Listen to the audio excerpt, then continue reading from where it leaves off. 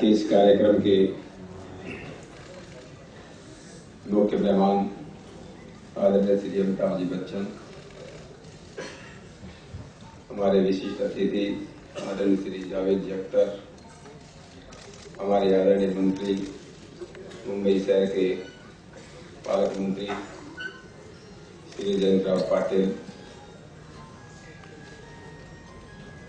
श्री सुहेल लोखंडवाला, जिन लोगों ने इस किताब को ये अंजाम आज दिया है, मेरे सामने बैठे हुए सभी सज्जनों, हमारे रिटायर्ड पुलिस कमिश्नर, पुलिस अधिकारी, भाइयों बहनों, मीडिया के इतने मित्रों, मैं आपको ये थोड़ा बताना चाहता हूं। डॉक्टर कासिम इमाम ये कह रहे थे कि इस किताब की शुरुआत कैसे हुई। वैसे तो मेरा समय, ज्यादातर समय, अमिताभ जी का समय डॉक्टर सुहेल लोखंडवाला ने लिया।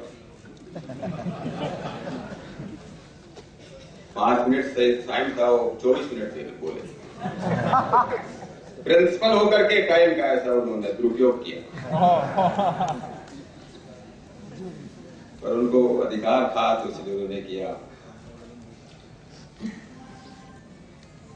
अभी श्री जावेद अख्तर जी ने बात कही कि इंसान जितना अच्छा आज है शायद पहले से अच्छा है। पहले इंसान शायद इतने अच्छे नहीं थे। इस दौर में तरक्की के अंदाज निराले हैं। इस दौर में तरक्की के अंदाज निराले हैं। जहनों में अंधेरा, सड़कों पर उजाले हैं।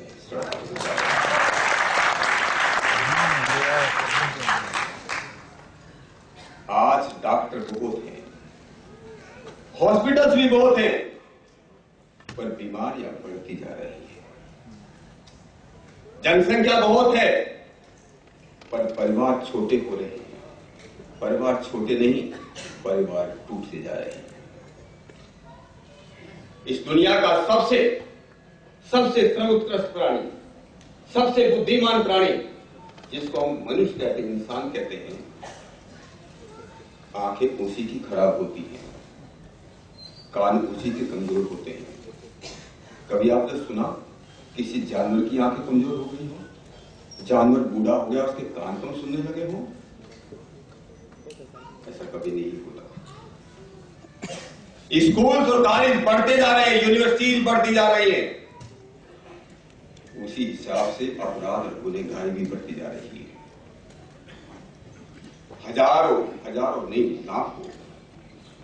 लाखों मंदिर, मस्जिद, गुरुद्वारे और चर्च बनते जा रहे हैं। उसी हिसाब से धार्मिकता नहीं, सांप्रदायिकता और धर्मांधता बढ़ती जा रही है। इसलिए मुझे याद आती एक बात, किसी शायर ने लिखा था, वतन की हालत बताने लगे, वतन की हालत जो बताने लगेंगे तो पत्थर भी आंसू बहाने लगेंगे। वतन की हालत जो बताने लगेंगे तो पत्थर भी आंसू बहाने लगेंगे। कहीं भीड़ में खो गई आदमियत है, कहीं भीड़ में खो गई आदमियत है, जिसे ढूंढने में जमाने लगेंगे।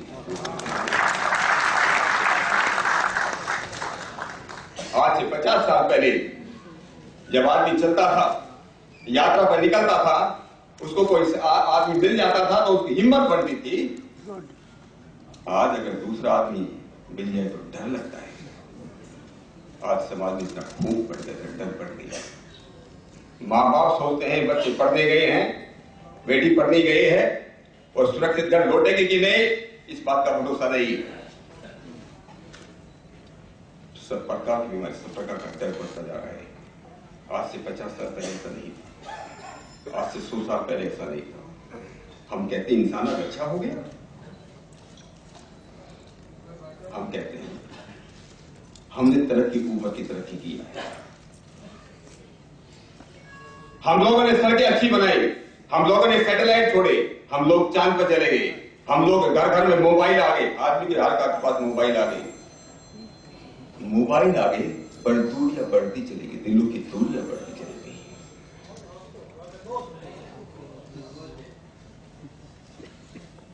समस्या बहुत गंभीर है। कई साल पहले, मैं भी टाइम ज्यादा ले रहा हूं,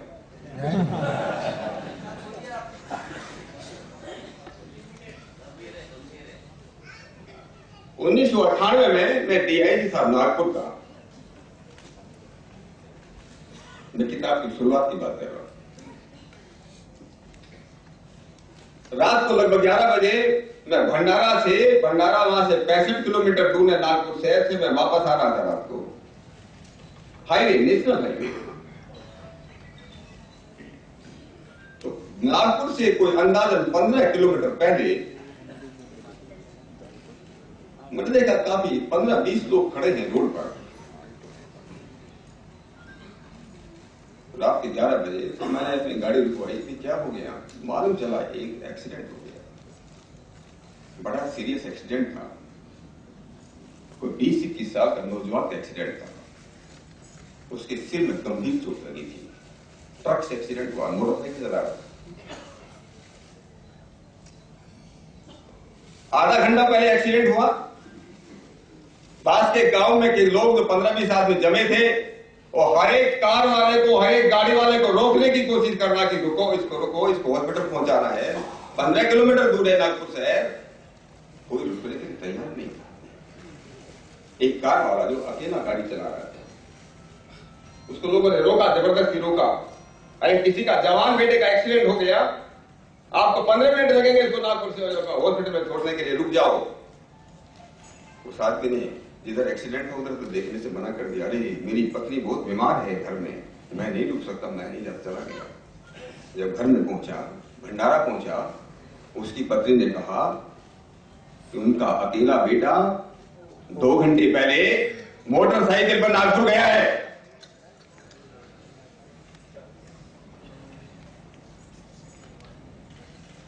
आदमी के पैरों की तले की जमीन निकल गई। उसको याद है मोटरसाइकिल वाले का एक्सीडेंट था। लोग बोल रहे थे 20-22 साल के बेटे का एक्सीडेंट है। घर में बैठने की हिम्मत नहीं हुई, पानी पीने की हिम्मत नहीं हुई। पत्नी को लेकर के एकदम से चला और नागपुर के सिविल हॉस्पिटल में पहुंचा और पता चला वो उसी का बेटा था। और दोस्तों, बेटा मर चुका था। डॉक्टरों ने कहा अगर उसको 15 मिनट पहले लाया गया होता तो बेटा बच गया होता। क्या वो बाप कभी अपने को माफ करता है? एक्सीडेंट हमेशा दूसरों का होता है। चेन इतनी दूसरे की बेटी की होती है। चोरी भी दूसरे के घरों में होती है। जब चाकू चलाए जाते हैं तो दूसरे के ऊपर चलाए जाते हैं, हमारे ऊपर नहीं। तब मैंने लेख लिखा। लेख का टाइटल था इंसान तेरी तलाश जारी है। नवभारत में छपा, लंबा आर्टिकल था, 2 किस्तों में छपा। आपको विश्वास नहीं होगा, मुझे 100 से ज्यादा पूरे हिंदुस्तान से, कई स्टेट से लोगों ने मुझे, जिसको भी कई आर्टिकल पढ़ने का मौका मिला, 100 से ज्यादा लोगों ने मुझे पत्र लिखे कि आज वास्तव में इंसानियत कहीं खोई गई है। हम सब लोग बोलते हैं कि आज इंसानियत कम होती जा रही है। अरे बाहर की बात छोड़ो, घर में बूढ़े माँ बाप से पूछो, आज वृद्धाश्रम किस लिए बनाए जा रहे हैं? हम कहते इंसान अच्छा हो गया, फिर वृद्धाश्रम बनाने की जरूरत क्या है? माँ बाप की इज्जत नहीं घरों के अंदर। अगर वो आदमी ये सोचता कि मेरे बेटे का भी एक्सीडेंट हो सकता है तो उसको हॉस्पिटल पहुंचा सकता था। ये लोगों के जो लेटर आए, मैंने सोचा जरूर इंसान ढूंढने की जरूरत है। इंसान ढूंढने की जरूरत नहीं, समाज को इंसान बनाने की जरूरत है।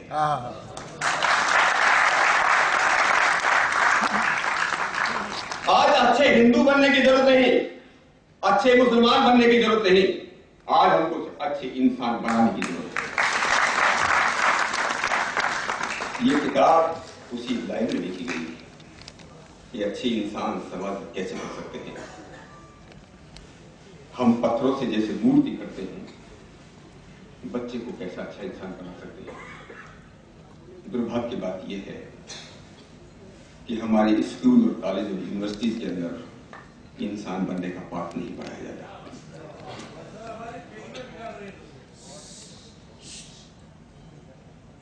ये पुस्तक पहले हिंदी में लिखी गई, फिर गुजराती में अनुवाद हुआ, फिर मराठी में अनुवाद हुआ और आज तक लगभग 1 लाख से ज्यादा कॉपी जा चुकी है। बिना किसी बड़े पब्लिशर के, बिना किसी एडवर्टाइज के, कोई एडवर्टाइजमेंट नहीं, जिसने एक बार पढ़ दिया। 2 साल पहले मुझे पुर्तगाल से फोन आया, पुर्तगाल से।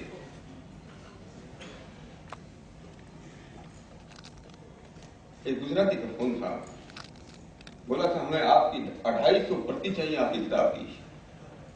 मैंने कहा आपने कहा कि नहीं, मैं आपकी किताब गुजराती में लंदन में देखी थी, मुझे अपने परिवार वालों को एक गुजराती में किताब बांटनी है। ये किताब की इतनी लोकप्रियता, जब निजामुद्दीन भाई यहां बैठे सामने, कई साल पहले इन्होंने किताब पढ़ी, इन्होंने मुझसे कहा हम इस किताब को उर्दू में इसका तर्जुमा करना चाहते हैं, लेकिन निजामुद्दीन भाई नहीं कर पाए। ये श्रेय जाता है सोहेल लोखंडवाला को, उनकी टीम को। उन्होंने कुछ पेश किए थे और इसलिए किताब जो आपके सामने उर्दू में आ रही है, उसके लिए श्री सोहेल लोखंडवाला, डॉक्टर कासिम इमाम जो आज का संचालन कर रहे हैं, श्री AR बानू, सैयद जमशेदी अली, श्रीमती श्रीन दलवी, श्री जिया अंसारी, श्री आरिफ अंसारी, इन सब लोगों ने, निजामुद्दीन का मैंने नाम लिया, इन सब लोगों ने बहुत मेहनत की। इन सबको मैं निश्चित रूप से अपनी तरफ से, उर्दू जानने वालों की तरफ से बहुत बहुत उनका शुक्रिया अदा करता हूँ, बहुत बहुत आभार व्यक्त करता हूँ। मैं आपको कह रहा था, ये पुस्तक इंसान बनाने के लिए है। आज दुनिया के अंदर इतने धर्म हैं, इतने रास्ते हैं, लेकिन आदमी इतना घबरा जाता है इतना कि कौन सा रास्ता ठीक है। हजारों खिद्र पैदा कर चुके हैं नस्ल आदम की, हजारों खिद्र, हजारों बड़े बड़े महापुरुष आए, हजारों खिद्र पैदा कर चुकी है नस्ल आदम की। ये सब तस्लीम, लेकिन आदमी अब तक भटकता है। ये आदमी भटके नहीं, इस आदमी को सच्चा इंसान बनने का सही रास्ता बताया जाए, सुख समृद्धि और शांति का रास्ता बताया जाए कि आदमी व्यक्तिगत तरक्की कैसे कर सकता है, परिवार में कैसे तरक्की कर सकता है, समाज में कैसे तरक्की कर सकता है, एक राष्ट्र को कैसे सशक्त और मजबूत बना सकता है। इस किताब में इससे बातें दी गई हैं। दुनिया में समाज के 3 सबसे बड़े शत्रु हैं। एक का नाम अज्ञान है, एक का नाम अन्याय है और एक का नाम अभाव है। कहते हैं समझ का दोष सबसे बड़ा दोष है। अगर अपना भाई पागल हो जाए, अपने भाई को भी लोग घर में रखने के लिए तैयार नहीं, अगर अपना भाई पागल बन जाए, उसको पागल खाने में भेज देते हैं। समझ चाहिए, ज्ञान चाहिए। आज दुनिया में जो कुछ ज्यादातर हो रहा है समझ का दोष है। हम बार बार पुलिस वाले, आज हमने रखा कौमी एकता की बात करते हैं। यूपी में क्या हुआ, उत्तर प्रदेश में क्या हुआ। जिस उत्तर प्रदेश के अंदर, जिस पश्चिमी उत्तर प्रदेश में 1940 से 1947 में कोई दंगा नहीं हुआ, लोगों ने, मुस्लिम लोग जो पाकिस्तान जाना चाहते थे उसको लोगों ने जाने नहीं दिया, जाने नहीं दिया, उनको किसी ने हाथ तक नहीं लगाया। आज का दंगा कैसे होते हैं? क्योंकि हम लोगों में समझ की कमी हो गई। हम लोगों ने धर्म को समझाने की, धर्म क्या चीज है। धर्म कभी बदलता नहीं। दुनिया के सब आदमी एक से हैं, उनकी जरूरतें एक सी हैं, उनको दुख दर्द भी एक सा होता है। अगर किसी को एक्सीडेंट हो जाए, एक हिंदू है, एक मुसलमान है, क्या डॉक्टर अलग अलग ट्रीटमेंट देता है, अलग अलग दवाई देता है? किसी को बुखार हो जाए, किसी का मलेरिया हो जाए, ट्रीटमेंट एक है। अरे धर्म भी उसी को कहते हैं जो दुख दर्द को दूर कर सके, उसका नाम धर्म है। जैसे अलग अलग ट्रीटमेंट नहीं हो सकते, मेडिकल साइंस के अंदर अलग अलग ट्रीटमेंट नहीं हो सकते, आज सारी दुनिया के अंदर, ये बात मैं जरूर मानता हूं जावेद अख्तर साहब की, इस सारी दुनिया में एक ही मेडिकल साइंस है, सारी दुनिया के अंदर एक ही गणित है, सारी दुनिया के अंदर एक ही केमिस्ट्री है, सारी दुनिया के अंदर एक ही फिजिक्स है, एक ही आर्किटेक्चर है। आदमी की जाति भी एक है, फिर उसके लिए अलग अलग धर्म कैसे हो सकते हैं? ये जो धर्म हमें सोचना पड़ेगा कि असेंशियल क्या है, आवश्यक क्या है और ऊपर बाहरी क्या है। आदमी को बाहर से निकाल करके अंदर के तत्व देना पड़ेगा, और अंदर के तत्व ये है कि हम लोग, इसलिए आज नहीं, हजारों साल पहले बात कही गई थी, पहले स्कूल में पढ़ाया जाता था ये बातें कि सबसे बड़ा धर्म वो है जो लाखों करोड़ों ग्रंथों का जो सार तत्व है वो ये, आत्मने प्रतिकूलानि परेशान समाचरित, आत्मन है प्रतिकूलानि परेशान समाचरित। जो अपने को अच्छा नहीं लगता वो दूसरों के साथ मत करो, ये इस धर्म का सार है।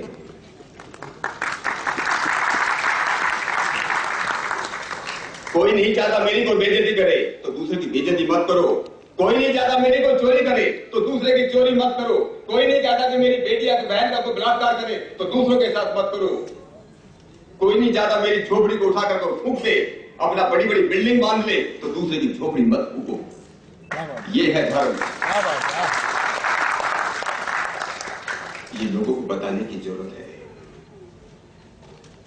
ये लोगों को बताने की जरूरत है। तुम बनाओ शिवाला या मस्जिद, तुम बनाओ शिवाला या मस्जिद, है ईंट वही सीमेंट वही। तुम बनाओ शिवाला या मस्जिद, है ईंट वही सीमेंट वही, है मेमार वही, मेमार कहते बनाने वाले को, है मेमार वही, मजदूर वही, है स्टील वही, गारा है वही। उससे मस्जिद ही बना सकते हो, मस्जिद ही बना सकते हो। क्या कत्ल में गारत खुलेगी, क्या कत्ल में गारत खुलेगी?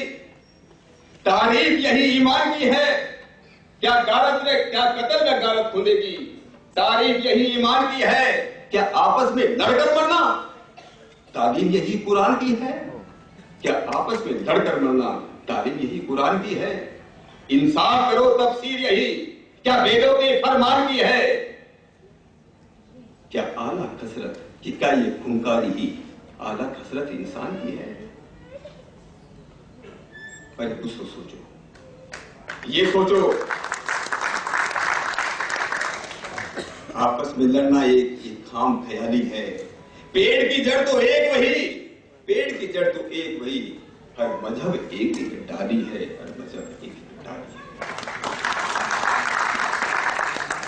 आज लोगों को ये धर्म सिखाने की जरूरत है। हर एक आदमी कोई से भी धर्म की बात करो, हर एक आदमी स्वर्ग ढूंढना चाहता है, हर एक आदमी जन्नत में जाना चाहता है। तो नवंबर 2008 में तो मुंबई के ऊपर जो टेररिस्ट अटैक हुआ, कौन मिला जिंदा? ना टेररिस्ट कौन मिला? कसाब, आपको नाम मालूम है ना? जब कसाब ने, पुलिस वालों ने कसाब का इंट्रोगेशन किया, कसाब से पूछा कि आप टेररिस्ट क्यों बने? कि मुझे बताया गया तुम्हें जन्नत मिलेगा, और ये भी बताया जो मजहब के नाम पर, धर्म के नाम पर कुर्बान होता है उसके चेहरे पर बड़ी ग्लोरी रहती है। मरने के बाद भी कोई बदबू नहीं आती। पुलिस वाले लेके गए उसको मोर्चुरी में, जे हॉस्पिटल के अंदर, उसको दिखाया, देखो जो तुम्हारे भाई लोग मरे हैं उनके ऊपर कितनी ग्लोरी दिखती है तुमको। कहता नहीं कुछ भी नहीं है, तो बदबू आ रही है कि हमको तो बहकाया गया। हर एक धर्म के अंदर हिंदू लोग भी कहते हैं स्वर्ग में जाना है, इस्लाम के लोग भी कहते हैं कि जन्नत में जाना है, क्रिश्चियन लोग भी कहते हैं कि हेवन में जाना है, अलग अलग करते हैं। मैंने इस किताब में ये दिया, इस धरती पर स्वर्ग कैसे बनाना है।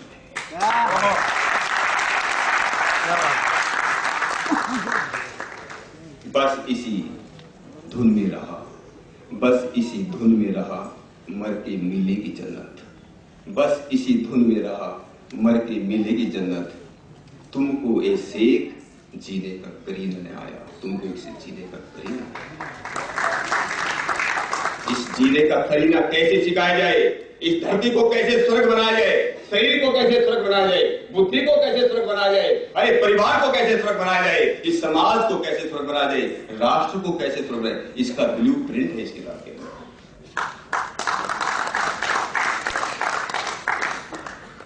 मैं तो अपनी बात इधर यहां खत्म करना चाहता हूं।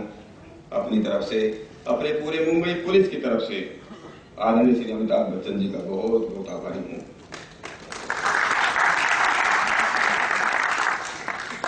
उनको मैंने एक ही फोन किया था, एक फोन किया, एक विनती की, एक पुस्तक है, मैंने वो पुस्तक लिखी है, उर्दू में उसका तर्जुमा हुआ। हम चाहते हैं कि आपके हाथों उस पुस्तक का विमोचन किया जाए। एक भी बार उन्होंने सोचा नहीं, कहता मैं जरूर आऊंगा, आपकी पुस्तक में जरूर आऊंगा।